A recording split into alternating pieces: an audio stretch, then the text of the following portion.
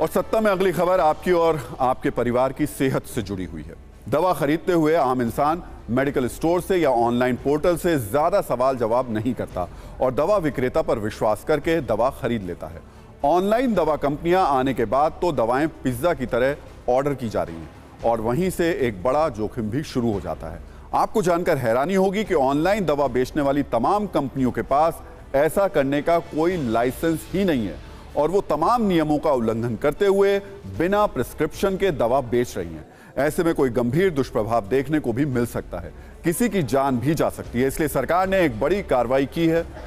Drugs controller general of India ने 20 online दवा कंपनियों को इस मामले में नोटिस भेजा है। इस पर बिना लाइसेंस दवा बेचने का इन लोगों पर आरोप है।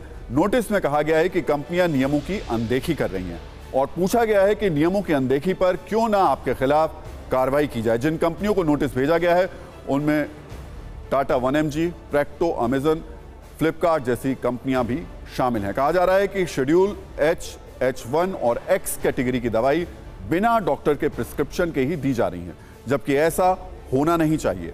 नोटिस में यह भी कहा गया है कि जिन राज्यों में ई फार्मा के जरिए दवाई बेची जा रही है वहां का लाइसेंस होना भी जरूरी है। सरकार की यह कार्रवाई यूं ही नहीं हुई है और यह फैसला अचानक नहीं लिया गया है। इसके संकेत पहले से मिल रहे थे क्योंकि ये सीधे आम लोगों की सेहत से खिलवाड़ है।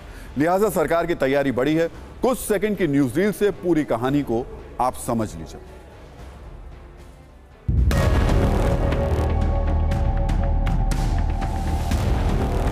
दवाइयों का जब ऑनलाइन बाजार खुला तो ये बात सही है कि उन लोगों को बहुत सहूलियत हुई जिन्हें घर बैठे दवा की जरूरत थी, लेकिन साथ में बात जब सुरक्षा की आई, सेफ्टी की आई, तो कहीं न कहीं उसमें कॉम्प्रोमाइज़ देखने को मिला। शायद यही वजह है कि केंद्र सरकार अब सख्ते में आई है और इस पर कड़े प्रावधान करने जा रही है। जो ई फार्मेसीज काम कर रही हैं उनके विरोध में हमने बात किया था। CDSCO ने उनको नोटिस जारी किया है।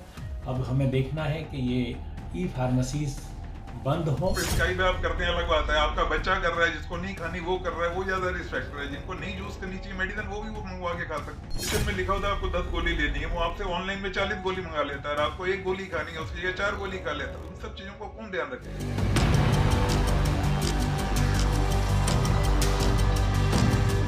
ऑनलाइन दवाइयों की डिलीवरी है ये। ऑनलाइन ये पिज़्ज़ा की डिलीवरी नहीं है कि आप, या खाने की डिलीवरी नहीं है कि आपने गया और किसी को भी कोई भी जाकर उसको दे आए डिलीवरी बॉय।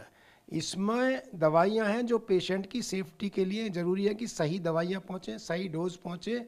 इसलिए ज़रूरी है कि वहाँ पर लाइसेंसिंग होना चाहिए जहाँ भी ऑनलाइन दवाइयों की सेल हो रही है। निश्चित रूप से सरकार की कोशिश ये है कि ग्राहकों का नफ़ा नुकसान के ज़्यादा, सबसे ज़्यादा उनकी ज़िंदगी ज़रूरी है, जिसको ध्यान में रखकर कई तरह के कड़े प्रावधान करने की कोशिश की जा रही है।